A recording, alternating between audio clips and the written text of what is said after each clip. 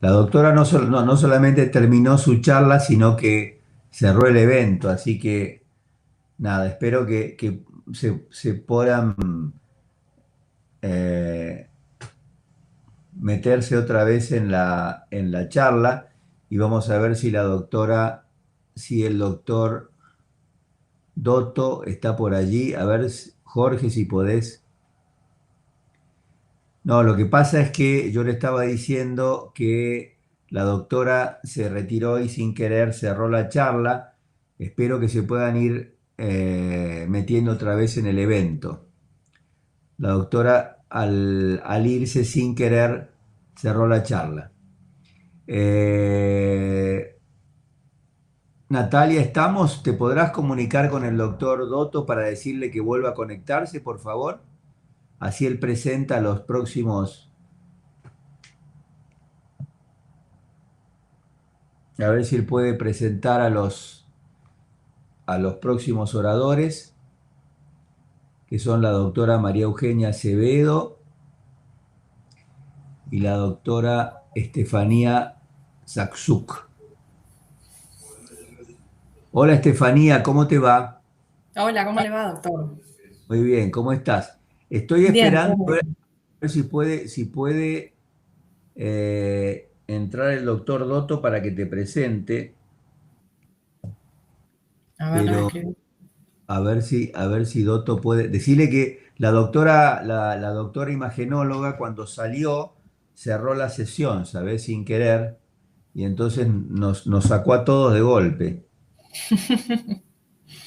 Ahí creo que está entrando el doctor Dotto, ahí está, ahí lo veo. Jorge, si querés si querés dar voz y pantalla para que puedas vos presentar. Hola María Eugenia, ¿cómo te va? Tenés tu micrófono apagado, tratá de hacer clic en tu Ahí micrófono. Ahí está. está, ahora te Buenas escuchamos. tardes. Hola, ¿cómo te va? Hola, Espérate ¿qué un tal? segundo. Estamos esperándolo a Jorge Dotto para que los presente. Jorge, tenés que habilitar tu micrófono y tu cámara, así podemos verte y vos podés presentar a las doctoras. A ver, Está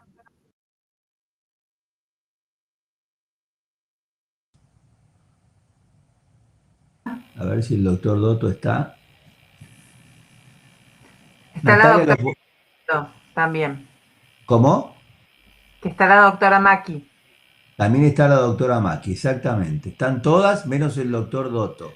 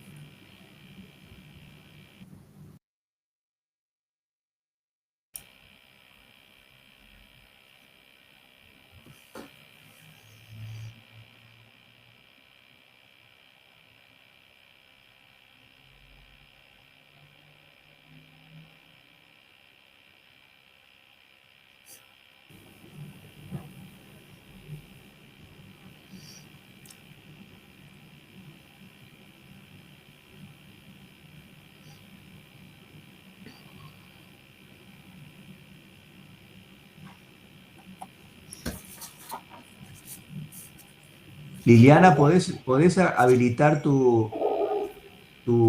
A ver, ¿te escuchamos? ¿Querés hablar? Sí, Ahí yo, está, ya, ya, perfecto. Ahí está No, ahí está Jorge, Jorge, doctor. ahí está Jorge Dotto, entonces yo me escapo, así el ¿Qué? doctor Dotto las Pero no me presenta. veo yo, ¿eh? No, no, no, Bueno, habilita tu cámara, Jorge, ¿querés? Te falta habilitar tu camarita. Tocá la cámara, así te habilitas. Te escuchamos perfecto, pero toca tu cámara para que se te pueda ver. hola. Sí, se te Bueno, escucha ¿vos me perfecto. escuchás, Jorge? Te escuchamos todos. Falta que habilites tu cámara. Tenés que tocar en el lugar donde hay una camarita, tenés que tocar para que se habilite tu cámara. Así te podemos ver y escuchar. Escucharte, escuchamos bien.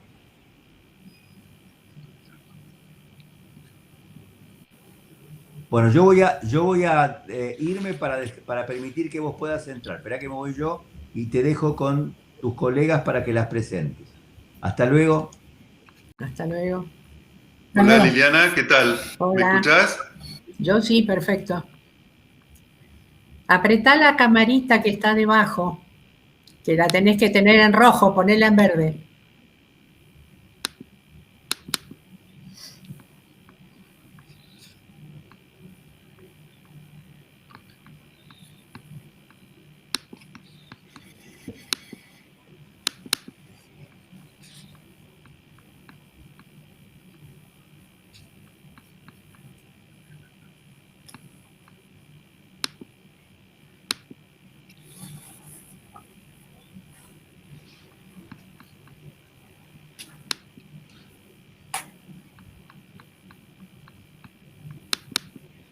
Sí, ¿me escuchás? ¿Sí? Sí, está la cámara, la tengo que poner, ahí la aprieto, pero no se me destraba. Está en rojo Sí. y está el volumen, No, no, el sonido está perfecto. sí, no me sale y sigue en rojo. Sí, Si ¿querés que lo yo, vaya? Bueno,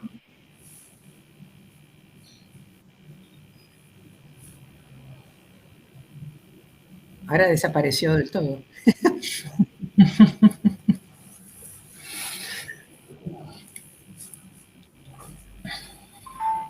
Hola.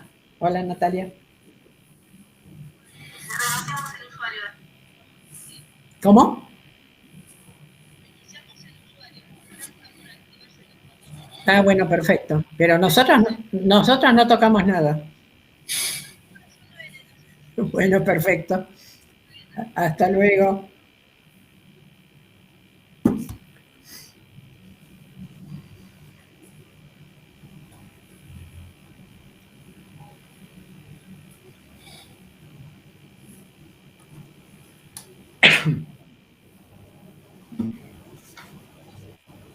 ¿Quién va a hablar primero de los dos?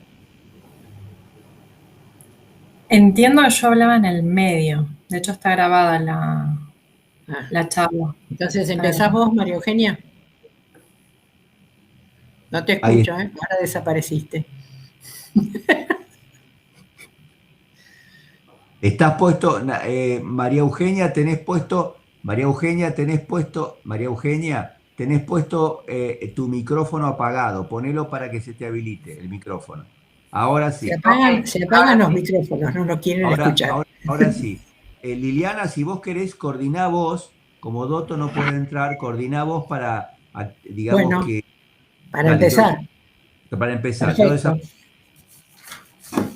Esperá un momento. Ahí está. Aparecí. Hola. Ahora apareciste. Pero no tiene sonido. Micrófono. No quiere saber nada. Antes era la cámara, ahora es el micrófono.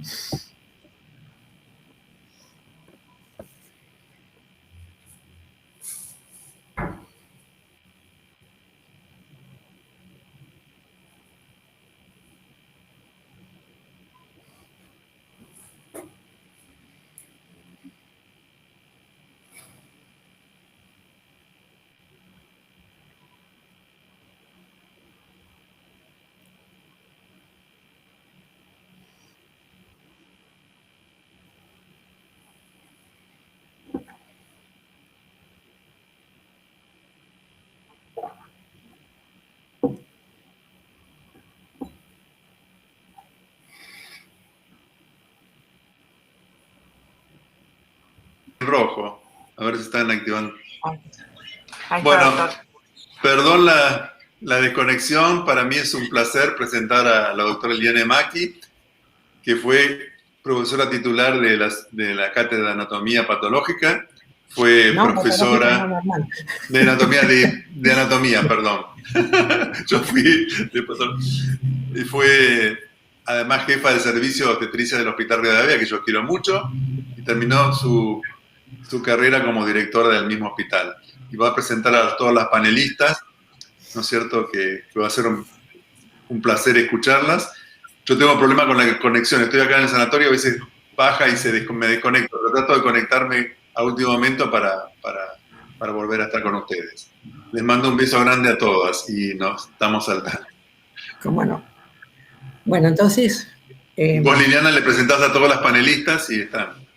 Está bien, las voy presentando a medida que hablan. Empezamos. La doctora María Eugenia Acevedo, que se va a referir a los temas hipertensión arterial en el embarazo e infecciones frecuentes en el embarazo y puerperio.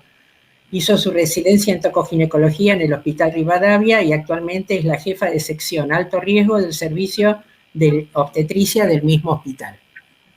Doctora Acevedo. Buenas tardes. Bueno, a ver la presentación. A ver, presentación.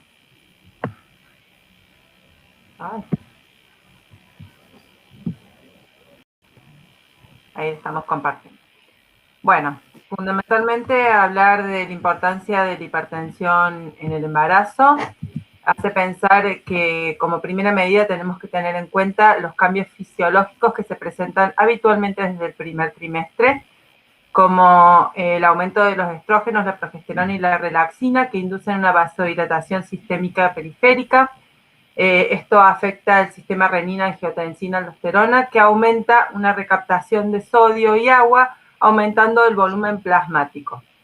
Este aumento produce un aumento del volumen sistólico, ¿sí?, que se da fundamentalmente a partir del segundo trimestre.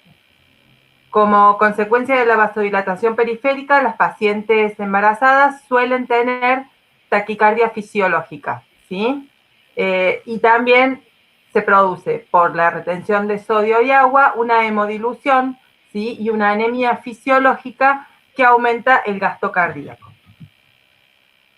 La hipertensión se define fundamentalmente como una presión arterial mayor a 140/90 en 2 tomas sucesivas.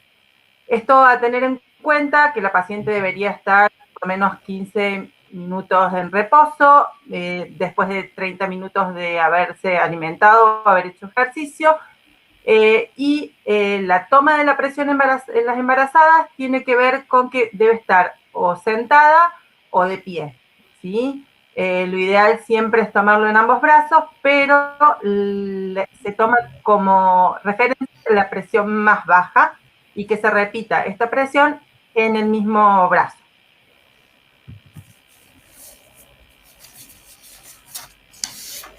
Bien, la hipertensión la podemos clasificar según los valores encontrados como hipertensión no grave o leve, ¿sí? Cuando la presión arterial está entre 140 y 149 milímetros de mercurio de presión sistólica y 90 a 99 milímetros de mercurio de presión diastólica. La hipertensión moderada va de 141 milímetros de mercurio y hasta 110 milímetros de mercurio en la presión arterial diastólica. Y la presión severa es cuando es un poquito más baja que la presión arterial que se toma en la población general, va de 160 a 100, de presión diastólica y, de presión sistólica y mayor a 110 de presión diastólica. En las embarazadas, estas presiones pueden producir lesiones neurológicas con mayor frecuencia. Según el momento en el que hacemos el diagnóstico, ¿sí?, la hipertensión puede ser preexistente o crónica, hipertensión gestacional, preeclampsia, que es cuando, bueno, ahora vamos a explicarlo específicamente, y la preeclampsia sobreimpuesta a la hipertensión crónica. La hipertensión crónica la podemos diagnosticar cuando sabemos previamente que la mujer presenta presión de 140/90 previo al embarazo, ¿sí?, inclusive muchas de estas están medicadas, o cuando la detectamos antes de la semana 20, porque por efecto fisiológico, cuando se presenta luego de la semana 20, se detecta como gestacional por influencia de la placenta o de la circulación placentaria al sistema vascular. La preeclampsia es cuando se produce una hipertensión mayor a las 20 semanas y se asocia a lesión con proteinuria, ¿sí? Que tiene que ser más de 300 miligramos en 24 horas o 2 cruces cuando se hace una orina al azar.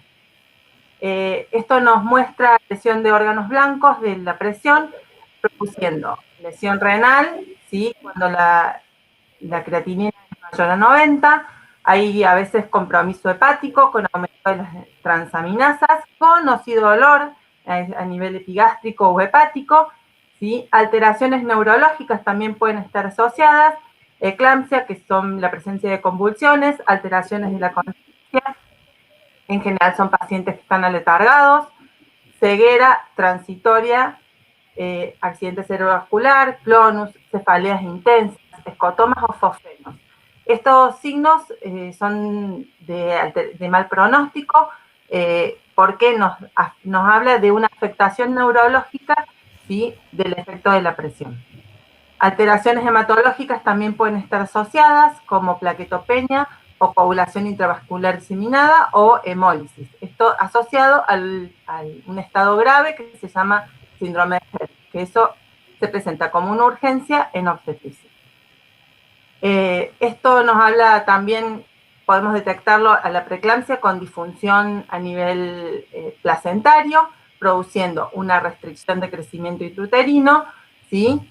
Y nos altera el bienestar fetal. Podemos verlo a través de los monitoreos fetales al final del embarazo o el seguimiento con la ecografía Doppler. En algunos casos, inclusive, cuando es severo, puede producirse la muerte fetal.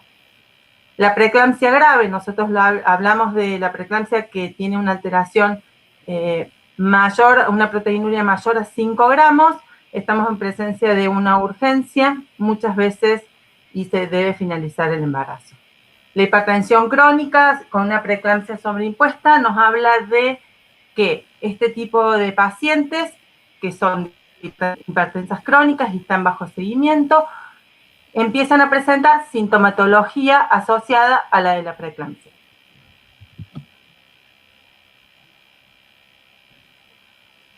Sí, en el control obstétrico, una de las cosas que es bastante frecuente es la hipertensión del guardapolvo blanco, ¿sí? Significa que la paciente solo se encuentra hipertensa en el momento del control.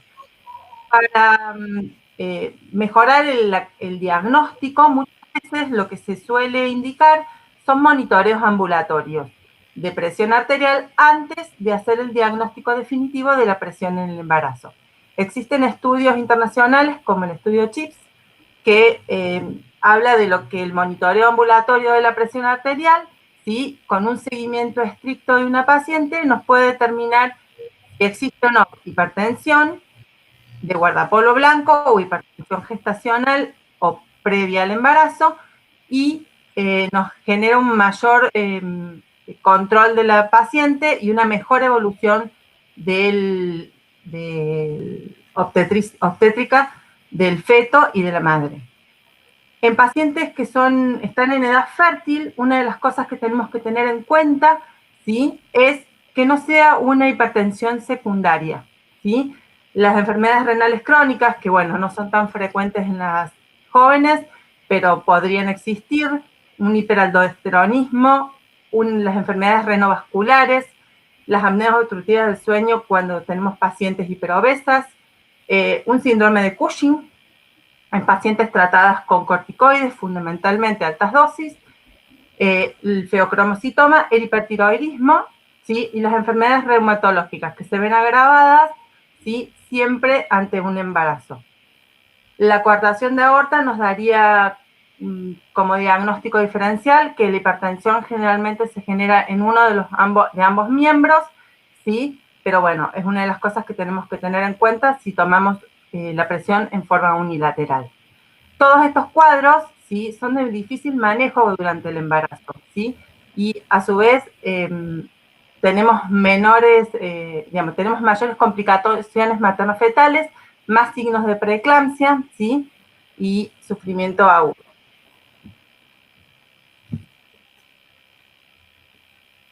En cuanto a la fisiopatología, la preeclampsia se podría presentar en forma temprana, ¿sí?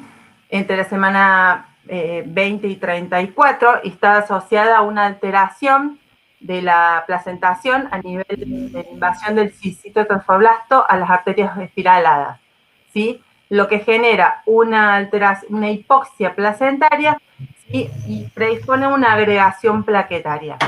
Esto produce una disminución del factor de crecimiento endotelial y de crecimiento placentario, aumentando la concentración de tirosinoquinasas que reducen la síntesis de óxido nítrico, por lo cual produce vasoconstricción local. Esto en general está asociado, la preeclampsia temprana, a una mayor restricción de crecimiento, que nosotros llamamos una restricción de crecimiento armónico. La preeclampsia tardía, que en general se produce después de las 34 semanas, está ligada más bien a una alteración en la regulación de la circulación sanguínea placentaria, y la restricción de crecimiento suele ser de menor medida.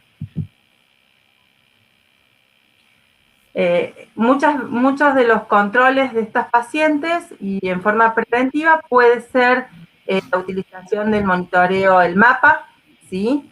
Como sería ideal en las pacientes que tienen antecedentes previos, ¿sí? De otros embarazos, pero fundamentalmente en las pacientes que tenemos la sospecha de que solo presentan hipertensión de guardapolvo blanco.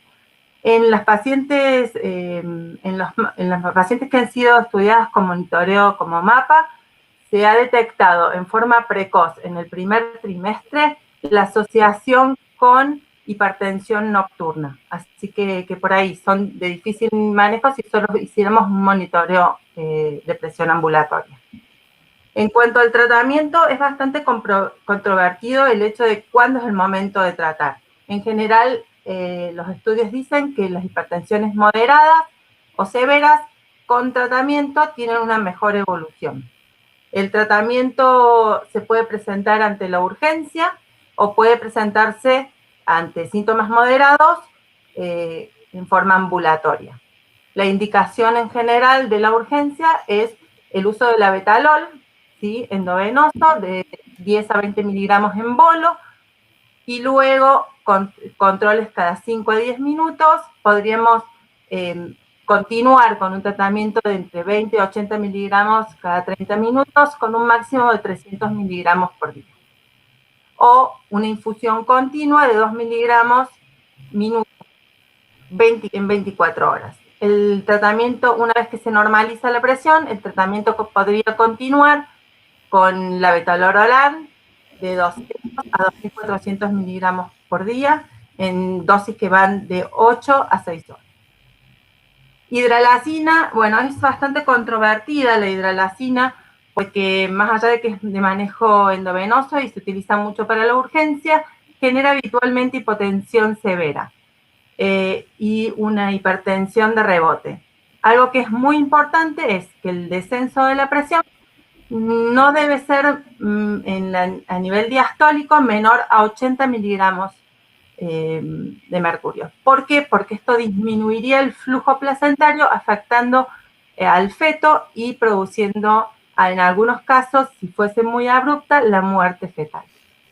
La nifedipina es de uso por vía oral, ¿sí? Cuando, bueno, no hay urgencias muy severas, podríamos dar los comprimidos de liberación lenta, ¿sí? Pero en forma crónica, siempre por vía oral. Antiguamente se utilizaba sublingual, pero producía hipotensión severa y alteración en el feto. Clonidina, bueno, no es de manejo habitual, y la hidralazina nosotros no la tenemos en nuestro mercado. El seguimiento del control, en algunos pacientes podríamos utilizar amlodipina, ¿sí? De 5 a 10 miligramos, pero lo que habitualmente utilizamos es metildopa, que sigue siendo un vasodilatador periférico con muy buena tolerancia en el embarazo, ¿sí? Y muchas veces cuando tenemos casos refractarios, la asociación de la betalol y o amlodipina, hasta 3 drogas podríamos utilizar. En el caso de una preeclampsia severa, ¿sí? Con síntomas neurológicos, la indicación es sulfato de magnesio para evitar las convulsiones, ¿sí? El daño neurológico, ¿sí?, lo podemos tener en cuenta con todos los signos como la cefalea, hiperreflexia, epigastralgia, fosfenos. Todos esos casos nos indican que el daño neurológico puede presentarse y si uno deja evolucionar el cuadro podría terminar en una eclampsia. El sulfato de magnesio se maneja en una carga, ¿sí?, que pasamos en 10 minutos, de 4 a 6 gramos endovenosos, y luego un mantenimiento de 20 miligramos en una infusión continua. Lo ideal sería con bomba, ¿sí?, porque el paso acelerado de la medicación puede producir una intoxicación, ¿sí?, aumentando, disminuyendo la frecuencia respiratoria y eso puede generar una parálisis. En casos de intoxicación, ¿sí?, es importante la utilización de gluconato cálcico. Las pacientes que utilizan sulfato de magnesio tienen que tener una vigilancia estricta, ¿sí?, de la función renal, de la frecuencia respiratoria, de la presión, ¿sí?, porque son pacientes que deben estar monitorizadas en unidades de terapia intensiva o en el shock room.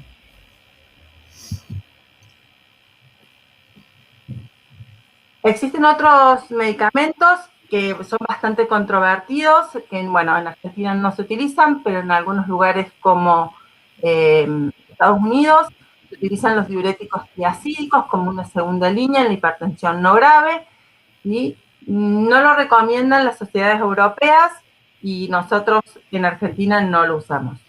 Las pacientes tienen contraindicado el uso de IECA o ARA2, entonces es muy importante que en las pacientes que tienen una hipertensión previa, ¿sí?, y que deseen fertilidad, cambiar los IECA, ¿sí?, por beta bloqueantes como el labetalol. No se utiliza actualmente atenolol porque se ha demostrado que tienen un mayor índice de restricción de crecimiento. Los IECA producen en el primer trimestre del embarazo alteraciones a nivel de la vascularización renal, con lo cual pueden traer lesiones en el primero y en el segundo trimestre del embarazo. Bueno, como prevención, en todas hay estudios que demuestran que la utilización de aspirina, ¿sí?, a dosis bajas, hay estudios desde 70 miligramos hasta 150 miligramos. Estos estudios demuestran que es dosis dependiente, que los valores ideales para la prevención de la preeclampsia serían de 100 a 150 miligramos, mientras esté indicado siempre con mejor pronóstico antes de la semana 16. Las pacientes que habitualmente utilizamos esto son las pacientes que ya han tenido una preeclampsia, tienen antecedentes de hipertensión anterior, que tienen diabetes, enfermedades reumatológicas o enfermedades renales. También en obstetricia solemos hacer en el primer trimestre lo que se llama el screening del primer trimestre, que más allá de la NT+, el dosaje de PAPA y de beta-TCG libre, controla el Doppler de las arterias uterinas. Un aumento en el Doppler de las arterias uterinas es sugestivo de que podría tener mayor riesgo la paciente de preeclampsia, ¿sí?, o de restricción de crecimiento. Por lo cual, en estas pacientes que el control se hace entre semana 11 y 13, tiene indicación del uso de ácido acetilsalicílico hasta la semana 36. En general no se utiliza luego de la semana 36 porque podría afectar el cierre del ductus. Lo que sí no previene la hipertensión en sí, pero sí puede disminuir el riesgo de preeclampsia y aún de preeclampsia grave. Otros estudios que, bueno, son un poco controvertidos, indican un suplemento de calcio de 1 a 2 gramos, 2 gramos en las dietas insuficientes y 1 gramo en las dietas habituales. Algunos estudios han demostrado que las dietas ricas en calcio podrían disminuir también el riesgo de preeclampsia. Bueno, ahora quedaría abierto a las preguntas. No sé si ha habido preguntas o hay preguntas para este tema. Si no, seguimos con... Hay una pregunta que habla de dosis bajas entre 60 y 80 miligramos antes de las 16 semanas. Los estudios dicen que podría ser dosis dependiente y que los mejores resultados se obtuvieron en pacientes que utilizaron de 100 a 150 miligramos antes de la semana 16. Sí, disminuye la incidencia fundamentalmente de preeclampsia grave y de preeclampsia en forma precoz. Sí, no sé si habrá alguna otra pregunta.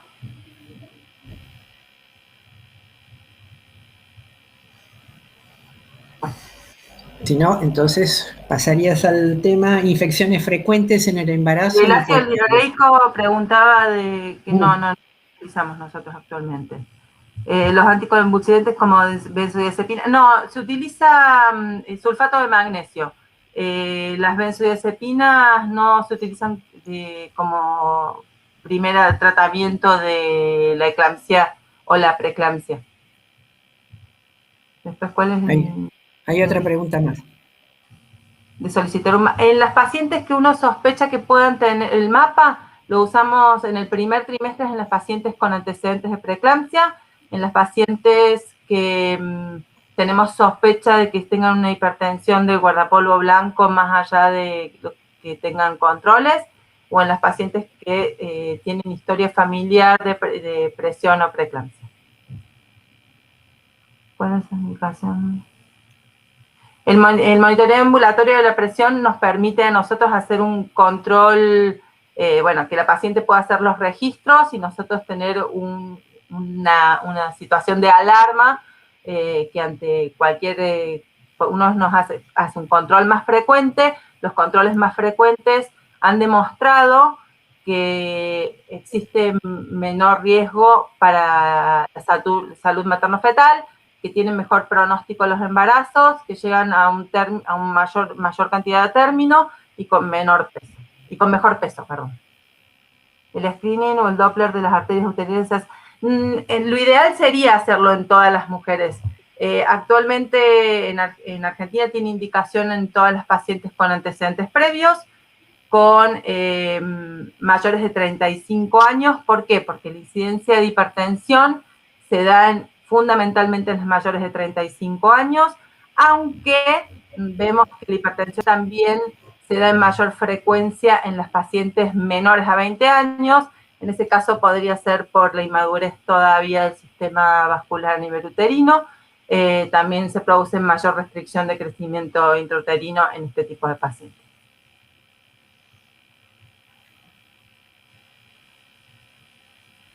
No, los IECA están contraindicados en el embarazo. Si la paciente consulta con deseo de fertilidad o planea un embarazo, por lo cual es importante que los clínicos tengan en cuenta que las mujeres en edad fértil que sufren hipertensión o podrían utilizar la betalol o metildopa, aunque bueno, el metildopa al tener varias dosis por día se hace un poquito más engorroso el tratamiento.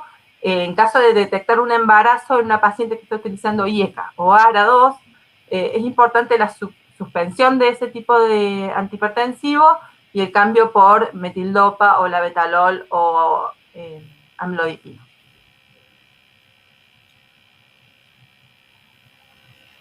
La intoxicación por sulfato de magnesio, la paciente en general tiene arreflexia de reflejo patelar, tiene disminución de la frecuencia cardíaca y la frecuencia respiratoria, y muchas veces lo que solemos hacer cuando tenemos una paciente con una preeclampsia y utilizamos sulfato de magnesio es el control de la diuresis. ¿Por qué? La anuria es importante porque podría aumentar la concentración de sulfato de magnesio y producir intoxicación con mayor facilidad. En general, la paciente está abúlica, no responde, tiene una hipotonía generalizada.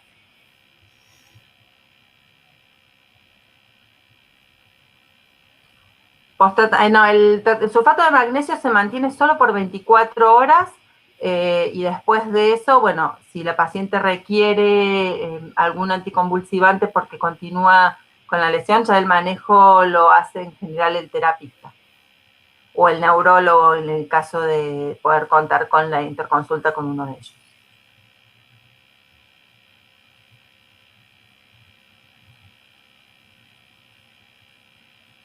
Estoy leyendo una de las unidades trasplantadas.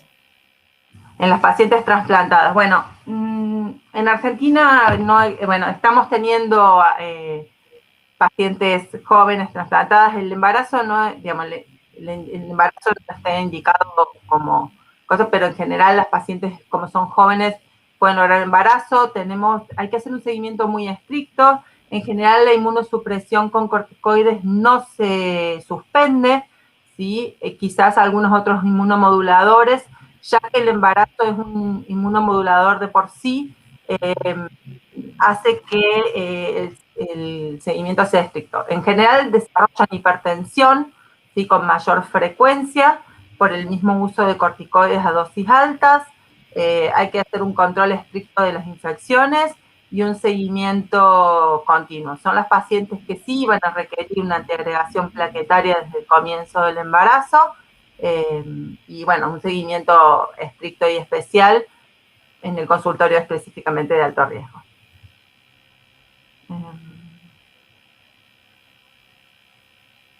En general, las mujeres embarazadas, como primera medida, en el tratamiento de las embarazadas usamos metildopa, si es una paciente con hipertensión moderada inicial, y si es gestacional, si es una paciente que detectamos hipertensión antes de la semana 20, que es una paciente con hipertensión crónica, o si tiene mala respuesta en general al metildopa, se utiliza la betalol y se puede asociar la betalol con metildopa, e inclusive podríamos utilizar amlodipina, ¿sí? Entre 5 y 10 miligramos por día. No sé si habrá alguna otra pregunta. Pareciera que no. ¿Sí? Bueno.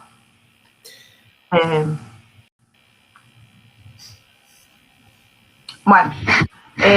Con respecto a las infecciones en el embarazo, es fundamental el diagnóstico de ciertas infecciones en el embarazo porque podrían tener consecuencias materno-fetales. Las infecciones en general en las mujeres embarazadas se presentan con mayor agresividad, o podrían afectar o producir lesiones más graves, y podrían, en caso de tener fiebre alta, durante el primer trimestre, producir malformaciones congénitas e inclusive un aumento en el índice de abortos o muerte fetal. Las infecciones más frecuentes son las infecciones del tracto genital bajo, las infecciones urinarias. En las embarazadas, como protocolo, nosotros hacemos un seguimiento para poder detectar la bacteriuria sintomática, ¿sí? Este tipo de infecciones afecta más del 10% de las pacientes embarazadas, puede generar amenazas de parto prematuro, ¿sí? Y alteraciones como pielonefritis en forma frecuente.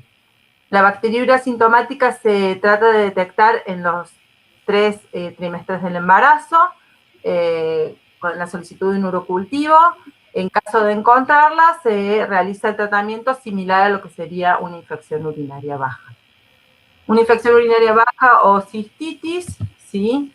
Es una de las infecciones más frecuentes, aumenta aún si nosotros no hacemos la detección precoz de la bacteriuria sintomática. Se presenta clínicamente como en cualquier paciente con polatiuria, aunque podría esta ser fisiológica dentro del primer y último trimestre, por compresión de la vejiga, de compresión del útero a nivel de la vejiga. La disuria, que puede manifestarse poco sintomática, tenesmo vesical y hematuria. Habitualmente para el diagnóstico lo que se pide o lo que se asocia es el urinario y el urocultivo. Para las embarazadas es muy importante el urocultivo porque eso nos va a determinar si el antibiótico que nosotros vamos a utilizar en forma empírica es el adecuado. El sedimento urinario en general debería ser patológico, fundamentalmente con piuria o piuria y hematuria. A veces se pueden detectar o no presencia de bacterias. Pero solo bacterias y glóbulos blancos altos podrían estar asociados a una contaminación bacteriana por flujo. En caso de tener unos cultivos negativos y sintomatología de cistitis, una de las cosas que debemos descartar es un síndrome uretral, ¿sí? Por clamidia, micoplasma y uraplasma. Son menos frecuentes, pero uno se los debería plantear porque son pacientes que van a tener sintomatología urinaria a repetición. El diagnóstico lo vamos a pedir a través de un hisopado uretral, ¿sí? Y un cultivo específico. El tratamiento de la infección urinaria es en forma empírica al comienzo de los síntomas porque induce una mayor cantidad de abortos espontáneos o amenazas de parto prematuro. Hay revisiones de Cochrane que dice que es indistinto el antibiótico que nosotros utilicemos, que todos deberían tener efectividad. Fundamentalmente en nuestro medio utilizamos cefalexina, que se podría dar cada 8 horas en el primer trimestre, pero cada 6 horas debe indicarse en el segundo trimestre por la hemodilución, la hipoproteinemia fisiológica. A veces utilizamos otros betalactámicos, como la amoxicilina con el ácido clavulánico, en caso de no tener respuesta a la cefalexina simplemente. En nuestro medio existe un alto índice de resistencia en este momento a cefalexina, entonces por ahí es controvertido el uso inicial, por eso el cultivo de orina es sumamente importante. La nitrofurantoína es otra de las medicaciones que actualmente utilizamos en forma frecuente, cada 8 a 6 horas, ¿sí? No está indicada en el embarazo próximo al término, ¿sí? Porque podría afectar la función renal. Y actualmente contamos con la fosfomicina en monodosis de 3 gramos, que está siendo muy bien tolerada y a pesar de ser un antibiótico muy antiguo y ya haber perdido resistencia después de mucho tiempo de no utilizarlo. En general se instauran tratamientos cortos y de 4 a 7 días, han logrado ser sumamente eficaces. A veces asociamos dosis de vitamina C o abundante hidratación para disminuir la adhesividad de las bacterias a la vía urinaria. Se debe realizar posterior al tratamiento, entre 7 y 15 días, un urocultivo de control. Las pacientes embarazadas suelen ser recurrentes, ¿sí?, a este tipo de infección. En caso de recidiva, se debe utilizar el antibiograma del urocultivo que obtengamos para instaurar el tratamiento. Si la paciente presenta más de 2 infecciones urinarias durante el embarazo, a veces se indica una profilaxis de nitrofurantoína o de 1 gramo de cefalexina por día y durante todo el embarazo. Bueno, la pielonefritis o infección urinaria alta es la afectación renal. En general se presenta después de la cistitis o puede presentarse de nuevo. Se presenta del 1 al 4% de los pacientes y aumenta cuando no hacemos la detección de bacteriuria asintomática. En general la clínica es similar a la de una paciente habitual. Se presenta dolor lumbar, fiebre, puede estar asociada a náuseas o vómitos, dolor al nivel de la puño, al nivel costo vertebral, digamos, lo que normalmente decimos la maniobra de puño-percusión, que puede ser uni o bilateral. Está predispuesta en mujeres embarazadas porque a partir del segundo trimestre se genera una compresión de los uréteres a nivel de la vejiga por compresión uterina, y hay una pielactasia relativa fisiológica que puede en los pacientes con infecciones urinarias predisponer a una pielonefritis. Hay diagnósticos diferenciales que debemos tener en cuenta porque el dolor puede ser a nivel de los flancos, como la colecistitis o una apendicitis. Recordemos que el embarazo desplaza el ciego hacia el flanco derecho, y una apendicitis puede presentarse casi con la misma sintomatología que una pielonefritis. Otros signos pueden ser coriamionitis, degeneración de miomas o necrobiosis de los miomas, torsión de ovario en el primer trimestre, una ruptura uterina a nivel del término o un trabajo de parto. El 20% más o menos de estos pacientes pueden presentar síntomas como de bacteriemia. Más allá de presentar la bacteriemia, el tratamiento no cambia y la evolución en general sigue siendo similar en todos los tipos de pacientes. Las pacientes con pielonefritis tienen más riesgo de tener complicaciones como shock séptico, anemia hemolítica, insuficiencia renal, parto pretérmino, síndrome de resistencia respiratoria, insuficiencia respiratoria, y en las pacientes con litiasis, abscesos renales.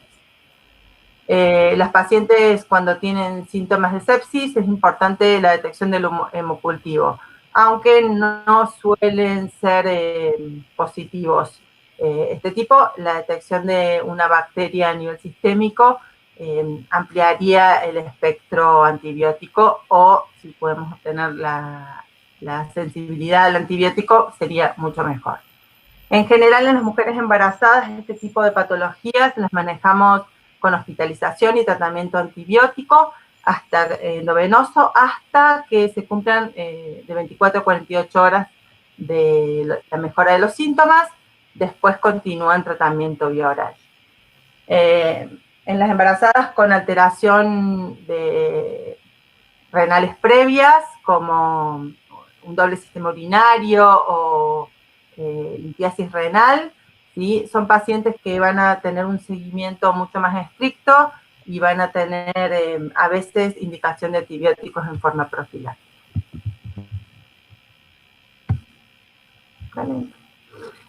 Como antibiótico de elección, lo que está establecido en el último consenso de la Sociedad de Infectología y Virología es utilizar ceftriaxona de 1 a 2 gramos intravenosos. Se consideran 2 gramos después del segundo trimestre por la hemodilución que se genera. También se podrían utilizar otros betalactámicos como ampicilina sulbactam. En caso de pacientes que son alérgicas a los betalactámicos, se puede utilizar gentamicina en dosis única por día. Aztreonam no es de manejo habitual, pero está escrito como parte del tratamiento. Y se va a ajustar el antibiótico al antibiograma que nosotros tengamos del urocultivo. Posterior a esto, la paciente debe realizar controles periódicos de urocultivo, ¿sí? Inclusive 1 por mes hasta el final del embarazo. En general, las pacientes que han presentado un pielonefritis suelen o pueden presentar pielonefritis nuevamente. Ya hablamos por la predisposición, por la pielactasia fisiológica que se genera en el embarazo. Bueno, otros tipos de infecciones que son frecuentes en el embarazo son los procesos respiratorios. Fundamentalmente, bueno, las de vías aéreas superiores, las rinitis son procesos virales, autolimitados, en general el tratamiento es sintomático, podemos utilizar el spray nasal con corticoides, soluciones salinas, citratopio, nada. Como analgésicos sintomáticos en caso de que la paciente genere malestar. La sinusitis es... bueno, en este caso se presenta con rinorrea y obstrucción nasal, puede estar asociada a fiebre, en general clínicamente se generan como puntos dolorosos a nivel maxilar, etmoidal y frontal. Esto, ante la sospecha, en las mujeres habitualmente uno pediría una radiografía de senos paranasales. En las embarazadas, salvo que sea una indicación absoluta o te genere mucha duda, en general tratamos de evitar la irradiación y ante la sintomatología se podría utilizar un tratamiento con betalactámicos como la amoxicilina, amoxicilina con ácido clavulánico, cefuroxima, cefalexina, ¿sí? En general tienen buena respuesta. En las pacientes que son alérgicas utilizaríamos acitromicina o eritromicina como tratamiento. Los spray nasales con pseudoefedrinas no están indicados fundamentalmente en el primer trimestre del embarazo, en el segundo trimestre solo en caso de necesarios, pero tienen mayor riesgo de producir taquicardia e hipertensión. La epistaxis, que muchas veces se asocia en estos casos, tanto en la rinitis como en la sinusitis, podría ser fisiológica porque se produce una vasodilatación de la región, la vasodilatación periférica fisiológica del embarazo, produce ante la irritación de la mucosa nasal mayor riesgo de epistaxis. Bueno, otras infecciones que son en general autolimitadas son las bronquitis, son de tratamiento sintomáticos, utilizamos nebulizaciones, analgésicos como paracetamol, se presenta como un dolor torácico retroesternal, no productiva, el tratamiento es netamente sintomático. Lo que hay que tener en cuenta es, en caso de tener un cambio en el cuadro, fiebre o una sobreinfección, el tratamiento es similar. La gripe, que en general es un cuadro viral estacional, ¿sí? Todas las mujeres embarazadas deben recibir la vacuna antigripal, por lo cual en general si uno comienza la estación vacunando a los pacientes, tienen bajo índice de frecuencia o cuadros que se autolimitan en forma espontánea y con el uso de analgésicos simplemente. El problema es que en la embarazada, al tener cambios fisiológicos como el aumento, digamos, al subir el diafragma, aumentar el diámetro torácico, sí tienen menor excursión y tienen mayor riesgo de complicaciones como neumonías. También porque tiene una inmunomodulación que hace que el organismo se pueda defender. Por eso la vacunación está indicada como pacientes de riesgo. A ver, las pacientes que se generan una complicación en general tienen signos de disnea, hipoxia, alteraciones digamos, en el caso de necesitar se puede hacer una radiografía de tórax con protección abdominal, indistinto del trimestre en el que se encuentre la paciente.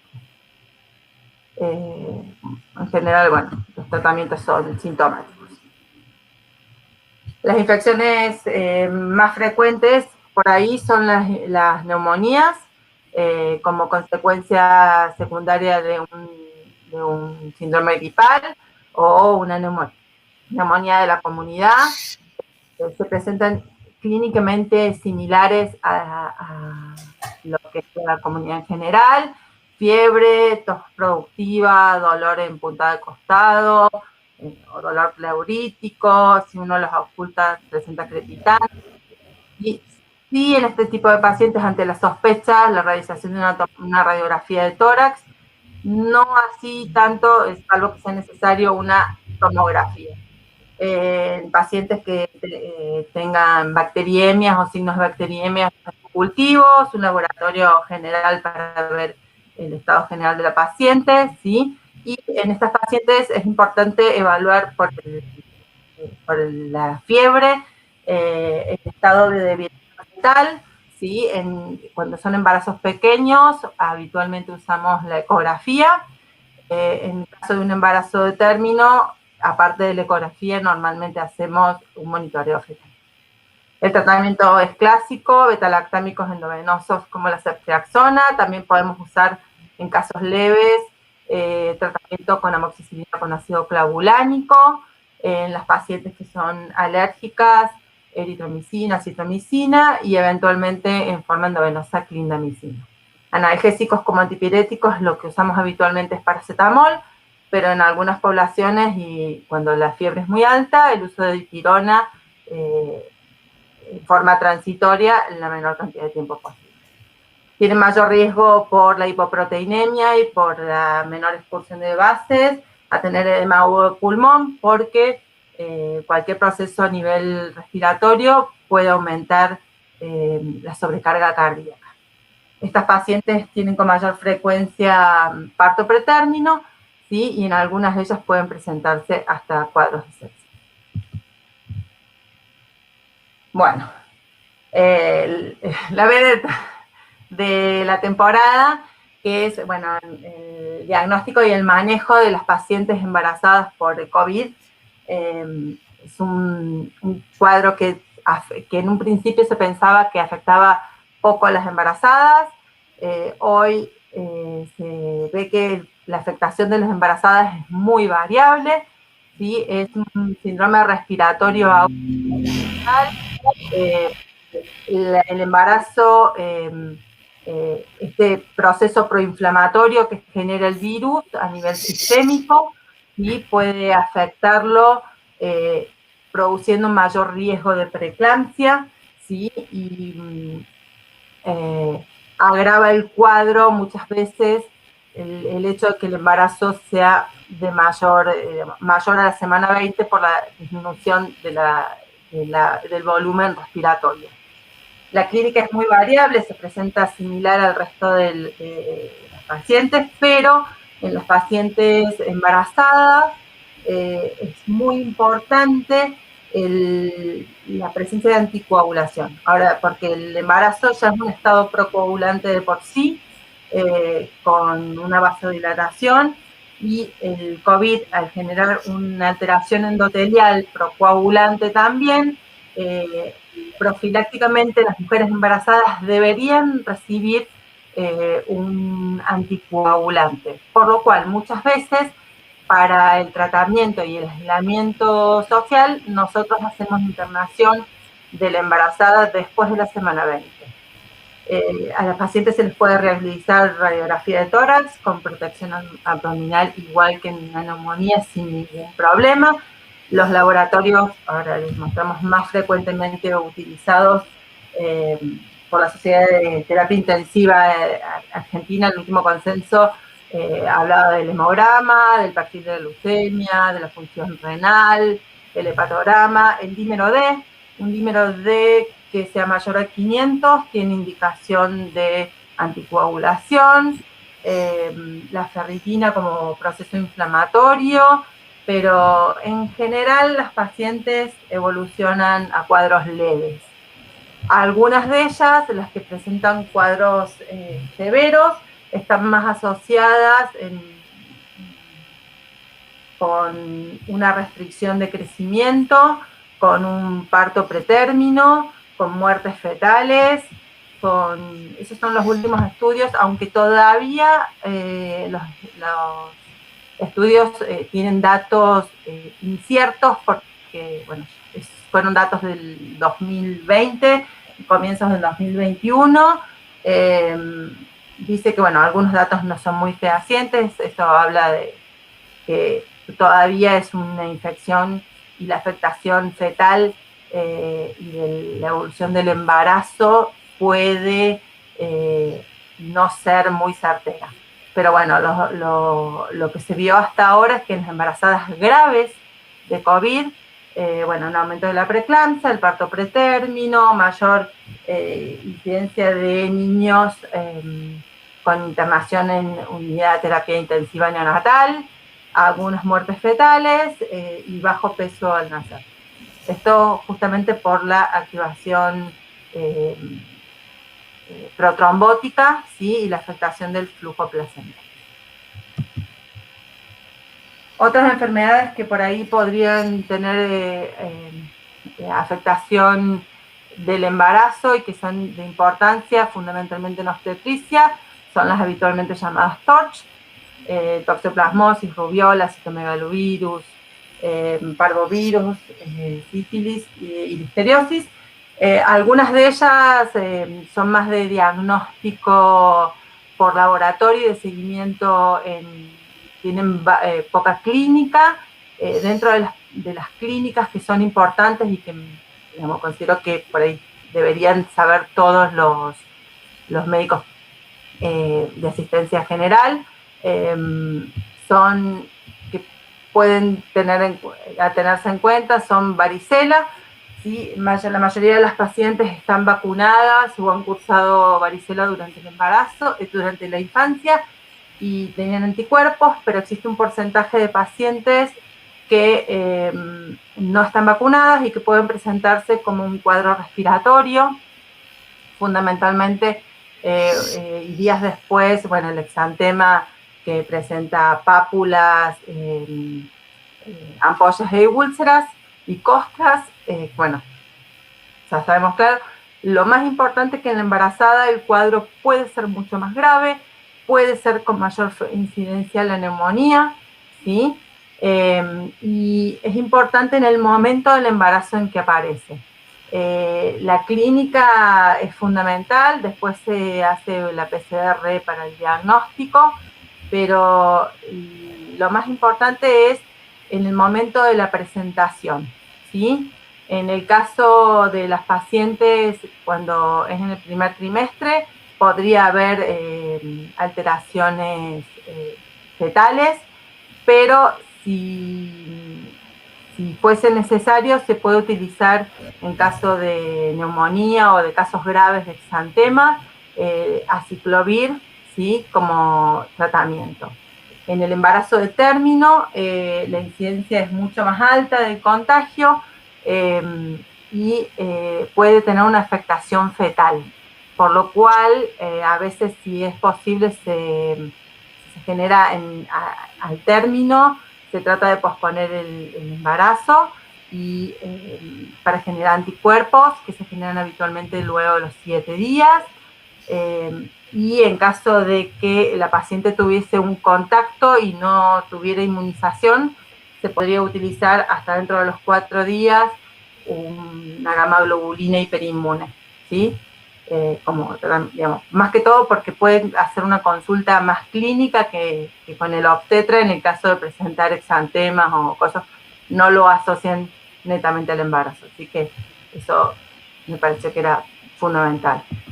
Y otra de las enfermedades que por ahí son habituales y que pueden ser de consulta clínica son los herpes, que cuando tienen localización genital se pueden utilizar aciclovir. La afectación dentro del primer y segundo trimestre es baja, pero si se acerca próximo al parto puede tener afectación fetal, puede aumentar, puede ser por vía hemática, pero más aún por vía canalicular. Si se está cerca del término o si existe ruptura prematura de membranas, aumenta el riesgo de contagio y está indicado, en caso de ser un pretérmino, la maduración pulmonar y la finalización del embarazo después de la maduración. Bueno, no sé si... Preguntas, a ver.